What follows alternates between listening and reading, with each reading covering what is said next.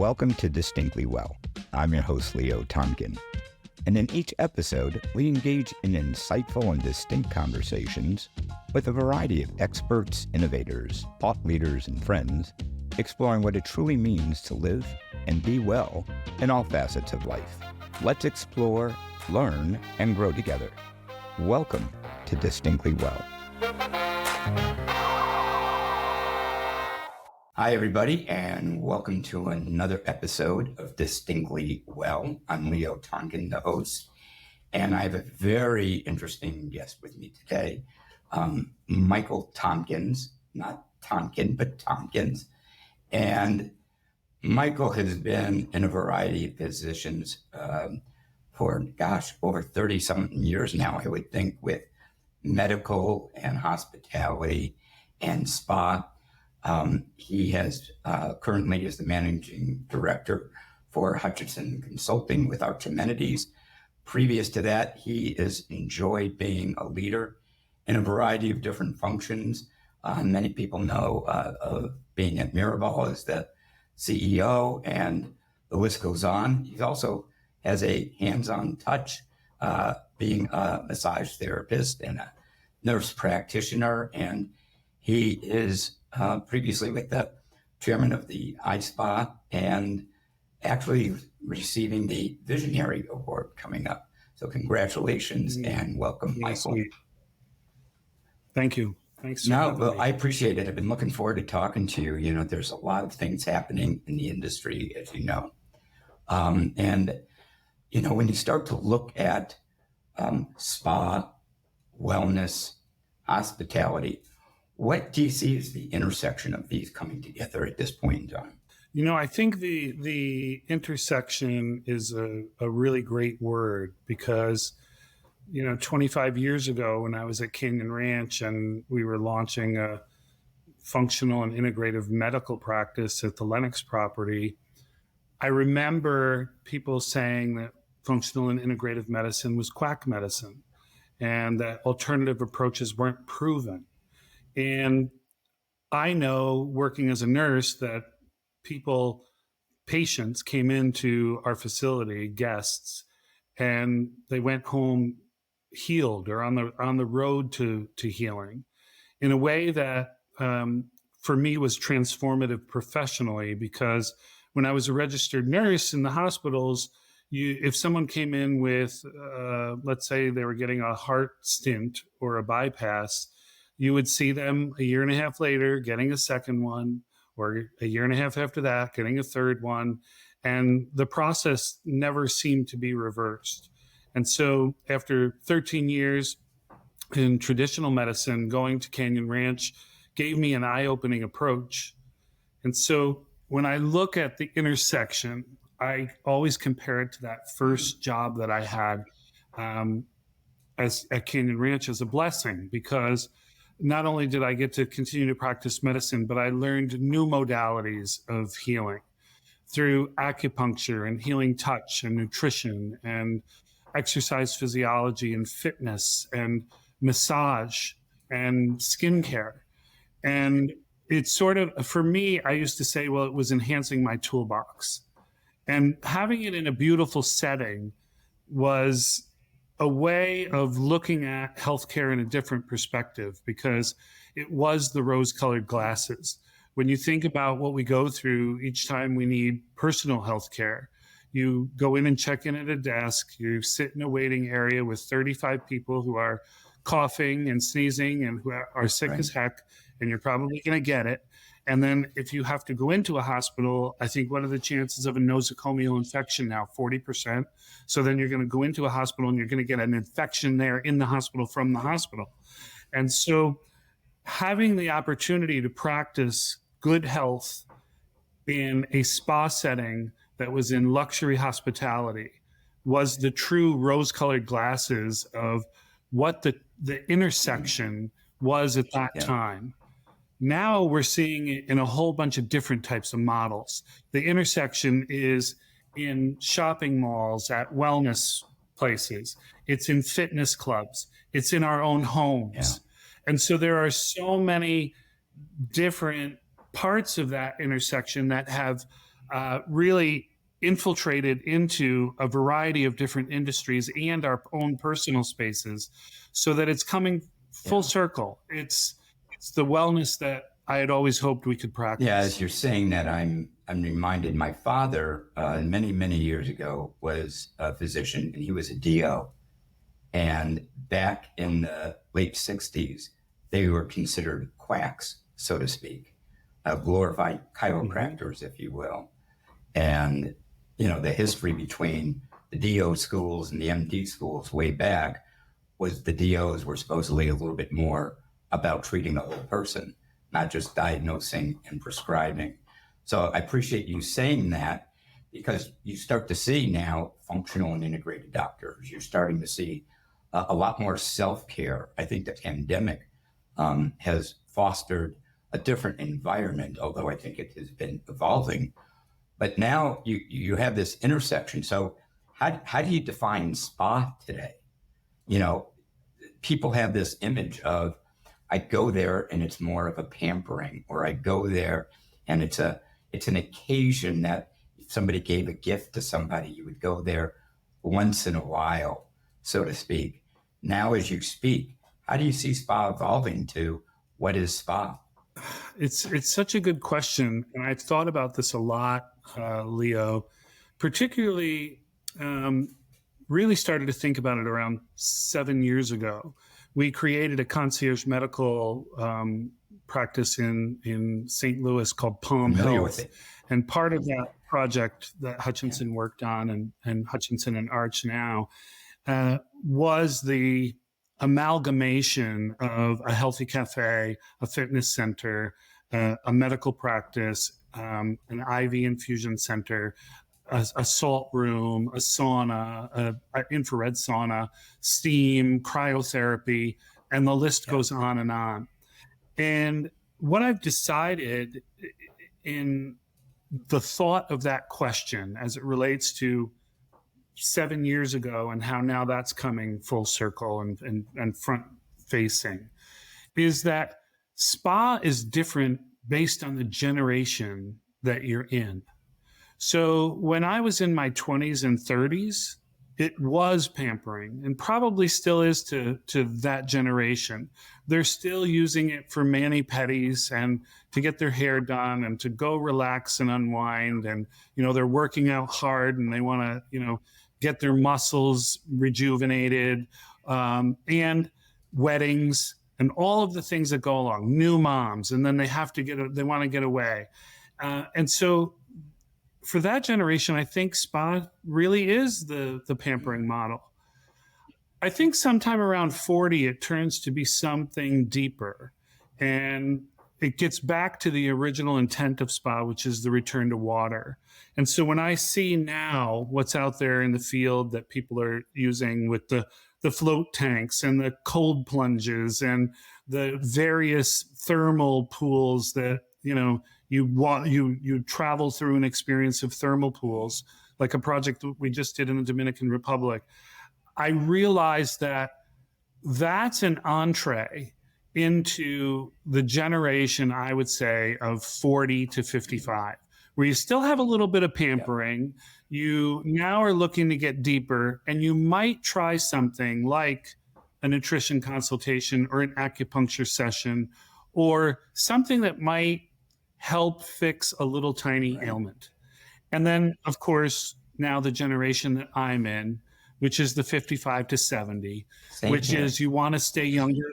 You want to stay younger longer. You want to be healthy, and you wake up with sore feet, or you wake up with a hip that hurts, or a shoulder that you can't move because you went bowling or golfed yesterday. And all of a sudden, spa becomes more of a wellness focus. And by the way, wrinkles and everything that comes along with skin that's aging and skin damage. And all of a sudden, you're looking at a more holistic approach to the benefits of spa and how it can incorporate us living younger longer.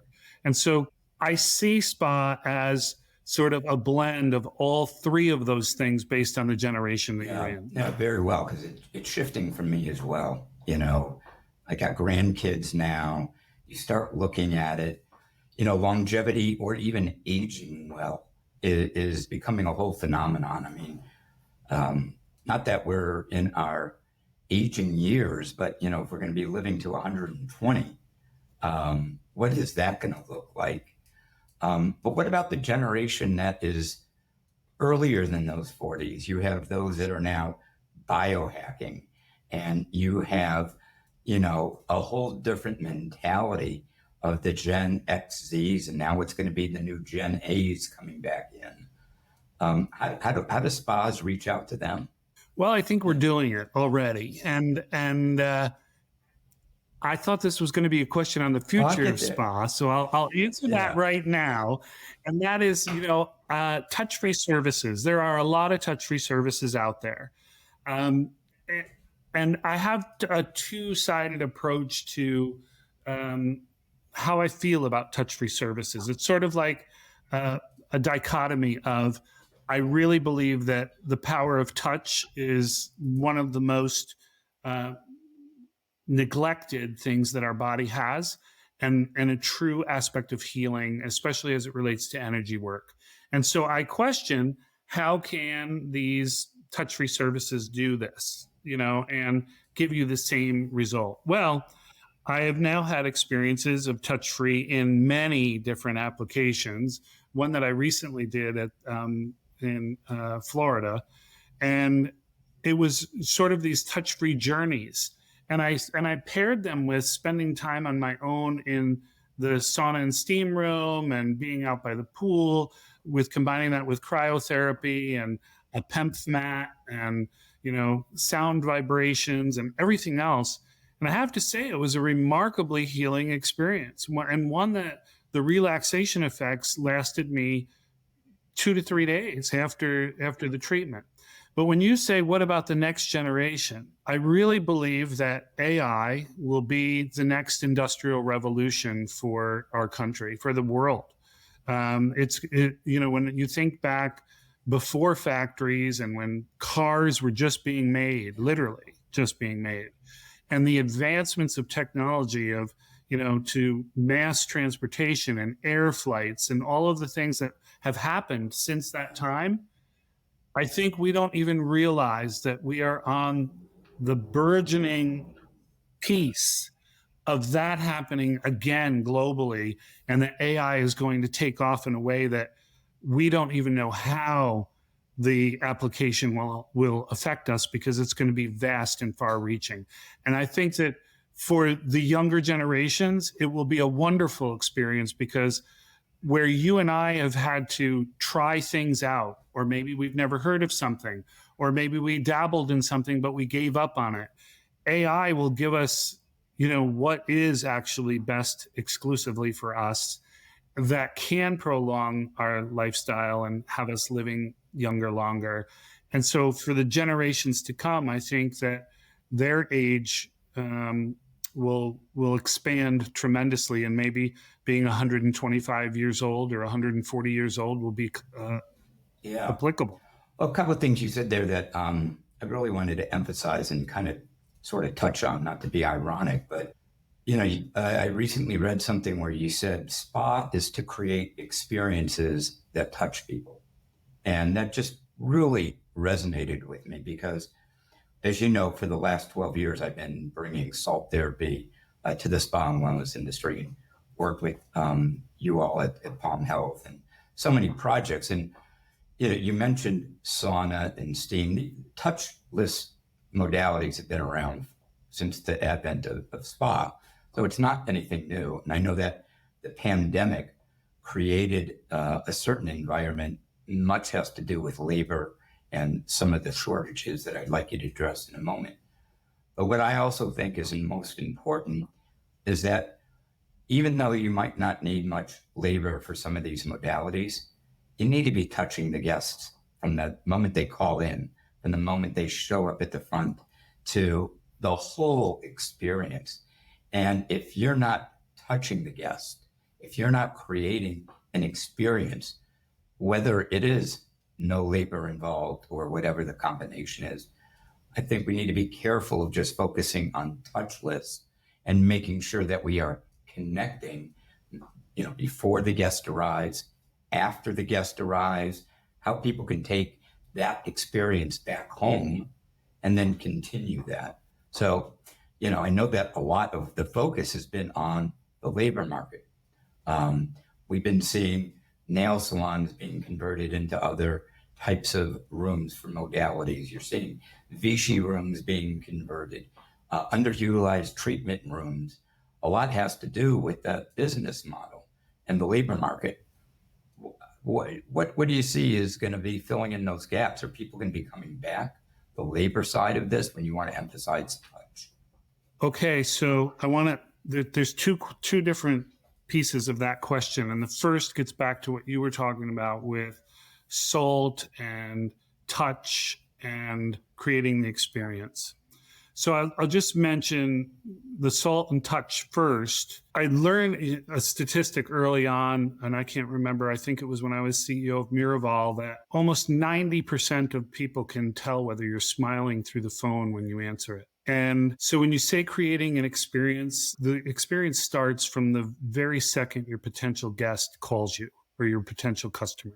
And so making sure that you're smiling through the phone and then ticking and tying every one of the experiences back to that same customer service level can be sensed by us as humans without even saying, oh, this is part of the spa experience. It most certainly is. It starts from the very first answer of the phone.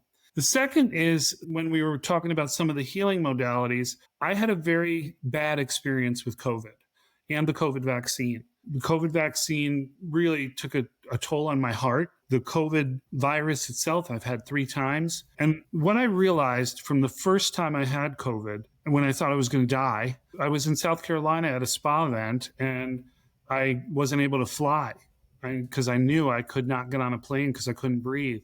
And so I had my family come meet me in South Carolina. And I realized in the 12 days that I was there gasping for oxygen, that the only thing that helped me was laying at the ocean in a chair, and that the salt water and the mist from the salt water was a godsend. And when I would go back to the house, which was on the beach, by the way, and we had the house closed up, it was February and, it was cold, I would start suffocating again. And I almost wanted to sleep out on the beach all night.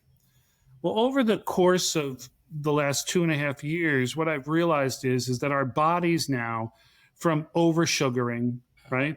From processed foods, from excess stress, from pollution, from sun damage, from all of these things, we're creating and living in atmospheres that induce inflammation. And so things like cryo and salt and infrared saunas reduce inflammation. And so inflammation and gut health are really becoming a big piece of the healing aspects of what spa can do for a body. And I'm living proof of that. I think about after the acute phase of COVID and its symptoms were over, I then got mast cell syndrome from the vaccine. And so I was constantly at places trying to get into a salt chamber because I couldn't get to the ocean. And the salt chambers really worked for me, but it would only work for like 2 or 3 days. And, we have a friend in common, Nancy, and, she connected me with getting one of your salt, the portable ones for home. And I put that in my shower. And, I'm one of those people who used it every day. And it really helped me. And I'm not saying it because it's your product, because the salt rooms that I was going to in strip malls were not your product. At least I don't know that they were. But that aspect of healing is not something that was normally thought of as being spa. And now it is. Yeah. No, I appreciate it. It is. I mean, when I first learned about it, I was surprised. And then, in the very beginning, 12 years ago, when I went to the first ISPA show in 2013, and I would talk about salt, is foreign. Back then, people weren't talking about cryotherapy either. They weren't talking about cold plunges. So earlier, when you're talking about the acceleration of technology and what's happening, it's pretty interesting to see. especially with artificial intelligence going on. I think one of the biggest, at least the way I look at it, the data that is being collected and being able to personalize and customize evidence-based treatment for people that really dial in to what, let's say, Michael needs or wants, I think is going to be crucial for us. I know when I go to the spa and I like a certain type of massage, when you get to the right therapist that really knows your body or what you really like, the experience is so much different than just showing up. And I think AI has a lot more to contribute. What are you seeing at Arch and at Hutchinson where that's starting to shape what you guys decide to do, how you're designing? How does that work? It's what I'm so happy you asked that question, because I still have the third part of the last one, which is what are we going to do about the shortage in spa? And is touch-free replacing that? And I look at it like yes, we're short massage therapists, and I guess estheticians now there's enough of, but not enough nail techs. And I look at how we've treated our employees. And you have a massage therapist and you're requiring them to work 32 to 40 hours a week, but then you're not paying them health insurance, or they don't get vacation time at their booked rate. They get vacation time at their standing wage, which could be a difference of $30 to $40 an hour. There have been so many instances of not keeping people on a full-time status so you don't have to pay them insurances. I mean, the list goes on and on. Not only how they're paid, but how are they booked, and what's the booking process for that? And, are there discrepancies, across the board in benefits and salaries, and even how you're treated in a spa from a therapist perspective? And then throw in a pandemic. And now you got to work around germs, and everybody who comes in and lays on your table, you could be getting a disease that could, a virus that could kill you. And so what happened was it was a natural progression out of the spa. Like, who would want a job like that? Even though as a massage therapist, being a massage therapist, one of the things that de-stressed me the most was helping other people de-stress, using my hands on other people's bodies and creating that energetic synergy that calmed me down as much as it calmed down my guest. And so there was this exodus, right? There was also an exodus because we didn't make it convenient. You have to work evening shifts, so you can't be home with your kids. You can't go to their Christmas pageant or their holiday play because, you have to work. Every weekend you're booked, so you can't take your child to his high school football game. I mean, they don't give you Saturdays and Sundays off because that's when people have off to go get massages. And so when you combine all these things, we were not being respectful of the practitioner who was doing the job. And so that brings me back to what is Arch doing? And that's one of the things that I love is the progressive pieces of our company. And I'll use an example with Spa Space. So Spa Space is a 3-tiered platform system where you can sign up as a massage therapist, and you, Leo, because you said you like a massage a certain way, and it's finding the right therapist who can give you the type of massage you want. Well, this is a tech platform where you can go in and choose the type of massage that you want, and you can get a list of all the providers that give that service, and then you can have that provider show up at whatever facility or hotel that you're at. And so it provides a 3-way system for the guest, for the hotels, and for the facilities, and then third for the therapist. Because if I'm working now, today at Marriott, wherever, and tomorrow I'm working at Palm Health, and the next day I'm working wherever to get booked, maximize, and I can control my schedule as a therapist to say when I want to do that service, then it becomes very convenient to the user as an employee. And so I think it will bring back massage therapists and nail techs because they'll have control. The best part about it is how the payment system works. So let's say you're a single mom, 2 kids, you're a massage therapist, you're out of grocery money or you need to pay your phone bill. And so you go on to Spa Space, you open up your availability at night on an evening on a Thursday, and you do 3 massages. You finish your massage treatment, you're automatically paid the minute you finish the treatment. You don't have to wait 2 weeks for a paycheck. You're paid right away. And therefore, you can pay your grocery bill, you can get your whatever shoes or costume your kid needs for something, or you can pay your phone bill. And so it's creating those elements of convenience, not just for the facility and for, the guest, but also for the employee. And so it's those things about Arch that I really like, that we're setting cutting edge standards in place for the future of wellness and spa. Yeah, people are pivoting to create new business models. And Alana and all the folks and what you guys are working on there, it's pretty interesting, creating even the database and the intelligence of what you're going to be able to capture from that is going to be pretty interesting to see.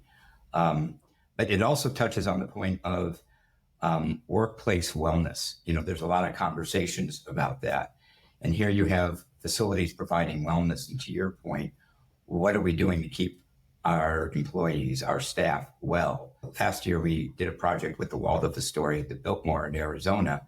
And Becky over there, they have their staff going into the salt room at the first sign of sniffles, at the first doing different things. You have Denise over at the Breakers in terms of what they've been doing for their wellness models. So it's interesting about coming full circle to really look at what we can be doing to take care of our family, so to speak, our tribe in that space.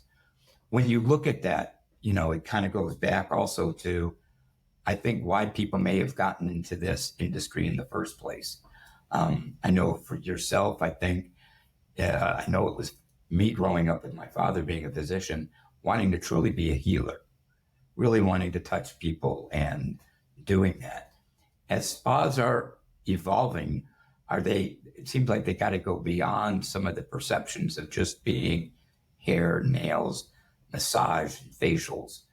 Do you see that shift happening faster now, or some are more on the train getting there, or what do you see in terms of the business models for the facilities?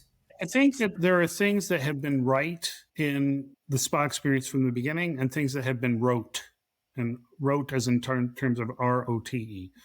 And that is, you mentioned Denise at the Breakers. It's very similar to the Canyon Ranch and Miraval models of wellness. And I know early on, when I was at Miraval, I used to work with the Breakers quite frequently, and we would trade, people or tips, or I would go there and learn from them. They would come to my place and learn from me. And the aspects of making sure that you take care of your people is very important, because I learned early on as a nurse that you can't take care of others unless you take care of yourself. And so we have to make sure that our staff is taking care of themselves, even if we have to be the people to push that, right? Because you don't go to work and your mom is there or your wife is there to tell you got to go do this. So, but the healing aspects of those things, can be incredible. One of the things where I think that we've lacked is in financial well-being, because that certainly has a huge effect on our overall well-being. And do we have enough money? And particularly in an economy like we have right now, where everything is going up so fast, and do you have enough money to even buy groceries? It's imperative that we also assist our employees, not only in their physical and mental well-being, but also their financial well-being. And for that aspect, that's one of the reasons why I created Wage Insights with Arch and Hutchinson. When we looked at the model of how people were being paid, we saw that there were discrepancies all over the spa space of how much people were being paid, and were men being paid more than women, and what was the standing rate versus the hourly rate, and what was the fair wage, an equitable wage. And then, it was, is there anyone out there who has a really good model? Because everybody's been looking for it for 30 years. And I think we've touched on with this first one that we just finished with wage and salary survey.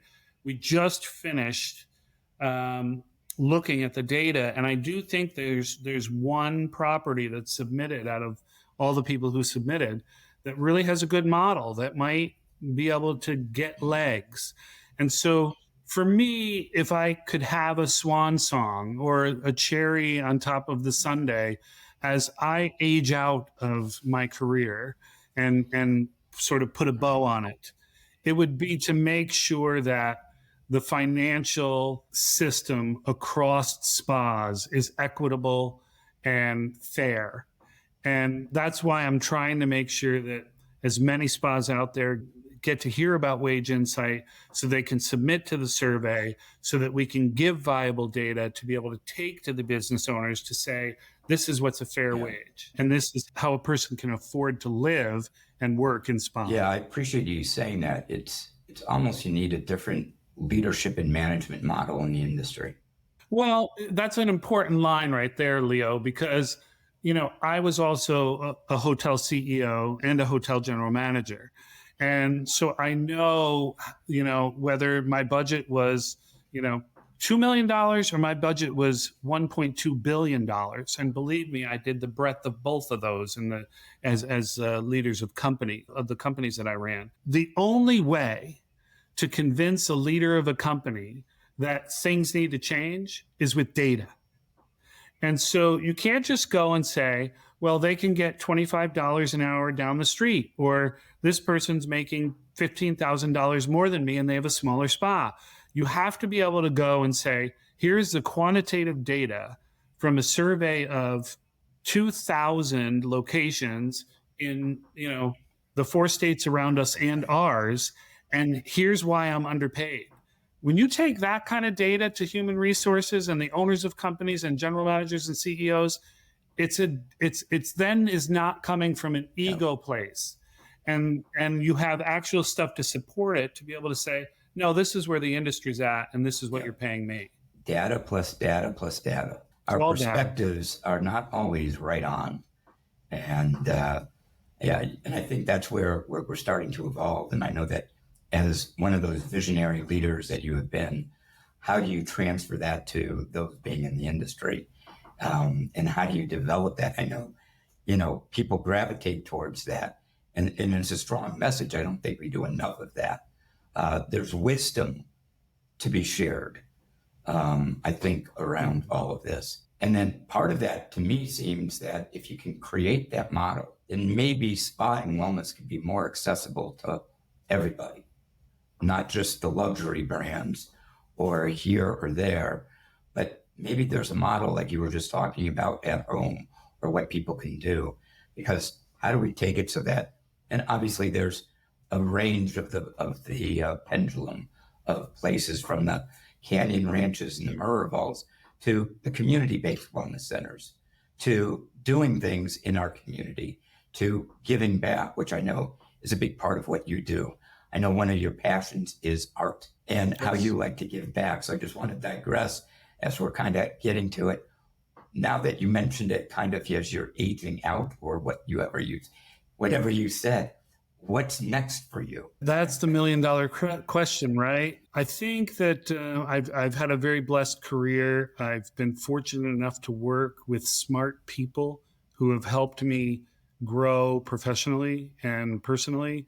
And what I want to do is to be able to continue to touch people, whether, like when I worked as a nurse or when I worked as a massage therapist or when I worked as a CEO.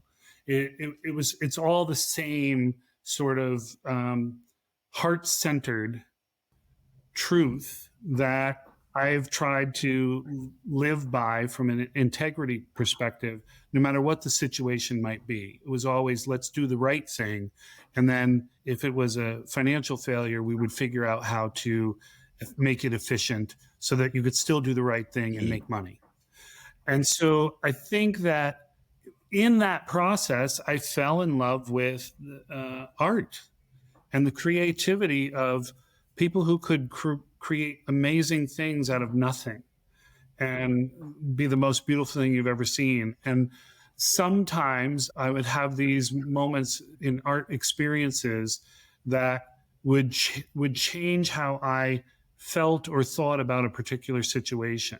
And it would change my mood, or it would change something in me to where I thought, well, the mindfulness piece of art, if it could be done on a large scale, could have a really great impact. And so that's one of the reasons why I did start St. Louis, which was with street art. That collection, by the way, the nonprofit that I had created paid $4,000 for each pair of 8-foot by 10-foot paintings that the artists did. And not necessarily paintings, because they could have been poems, they could have been quilts, right. Things like that. But we gifted the collection last year to an inner city nonprofit in St. Louis, and the value of the collection was $1.5 million. Wow.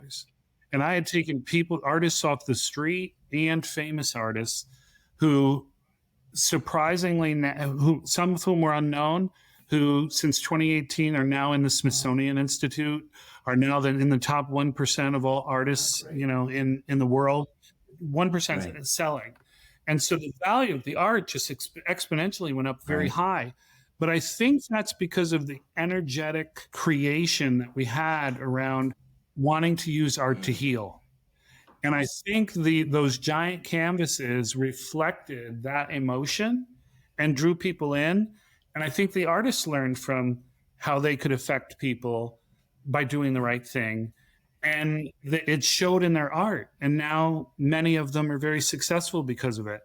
I would love to be able to do something with art in the future. I also have a huge passion for dogs. I love my dogs tremendously. And I love the book by Eckhart Tolle, Guardians of Being, which really teaches you to be mindful as a dog when you're walking a dog. And I'd like to do something that blends. What kind of dogs do you have? I don't think I know. I have 2 dachshunds. They're both girls, and they're both puppies. So one of them's a piebald dachshund, short hair, and then the other is a long-haired red mini. My stepson has 2 dachshunds, long hair and short hair. Jack and Ollie. Yeah, but me.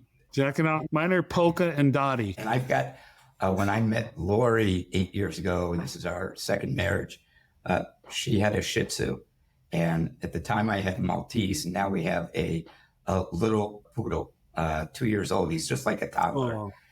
So I can empathize, and I often say, I wish I had a dog's life. I agree. In my house, anyway. Sometimes a dog's life isn't all that admirable. This is true.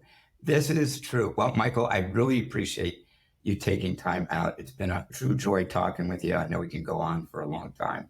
But I wanted to take time to really thank you for what you've been doing in the industry. I know that you do bring a lot of wisdom. People are starting to look at how do we spa well, and being on the show on Distinctly Well, I really appreciate you taking time out and sharing your thoughts. And I look forward to you getting salted in the future. Thanks. Thanks so much. You can bet on it. I appreciate it. Thank you, Leo. Thanks for joining us in this episode of Distinctly Well.